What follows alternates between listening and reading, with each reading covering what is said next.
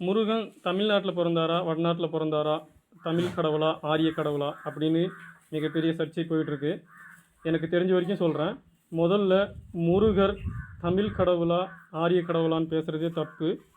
ஆரியம் அப்படின்னா இவங்க சொல்கிற மாதிரி ஒரு கதை இருக்குது. அந்த கதை முதல்ல உண்மைன்னு நான் நம்பலை.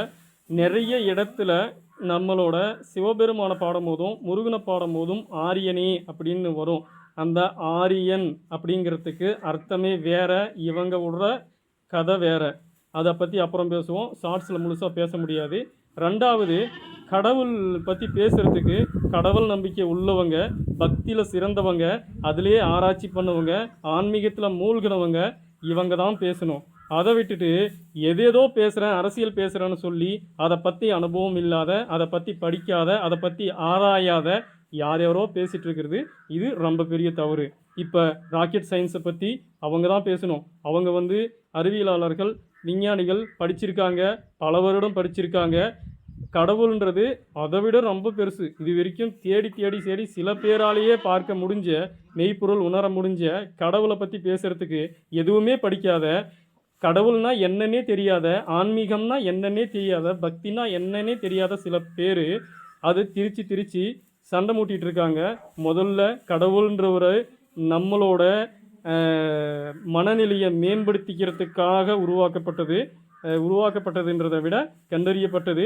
அது பொய் உண்மைன்னு சொல்லி பேசாதீங்க, அது உண்மை தான். அதை பற்றி வேறு நாளைக்கு பேசிக்கலாம். இப்போ இது நம்மளோட மனநிலையை மேம்படுத்துறதுக்காக உருவாக்கப்பட்டதை இப்போ பிரிவினைக்காகவும் சண்டைக்காகவும் ரொம்ப கீழ்த்தரமாக பேசுகிறதுக்காகவும் சில பேர் அரசியலுக்காக பயன்படுத்துகிறாங்க.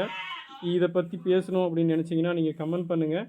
இப்போ நம்மளோட இலக்கிய ஆதாரங்களாக இருக்கட்டும், மற்ற பக்தி ஆன்மீகம்னு சொல்லி எங்கே போனாலும் முருகர் அப்படின்றவர் இமயமலையில் பிறந்து நம்ம தமிழ்நாட்டில் வாழ்ந்தவர்னு சொல்லி தான் எல்லா ஆதாரங்களும் இருக்குது. அப்படி தான் இருக்குது. பல ஆயிரம் வருஷங்களாக கோவில் கட்டி கோவில் வழியாக தொன்று தொட்டு நம்ம கடைபிடிச்சிட்டு வந்துட்ருக்கோம். அதெல்லாம் பொய்ன்னு சொல்லி ஒரே நிமிஷத்தில் சொல்கிறாங்க. அவங்களுக்கு பக்தினா என்னென்னு தெரியாது, கடவுள்னா என்னென்னு தெரியாது, ஆன்மீகம்னா என்னென்னு தெரியாது. எதுவுமே தெரியாமல் ஏதோ கண்டவங்க பேசுனதெல்லாம் காதில் வாங்கிக்கின்னு இன்டர்நெட்டில் ஏதோ 4 தேடி போட்டு கண்ட மாதிரி பேசுகிறாங்க. இதை பற்றி நான் தெளிவாக வீடியோ போடணும்னு நினச்சிங்கன்னா கமெண்ட் பண்ணுங்கள். நன்றி.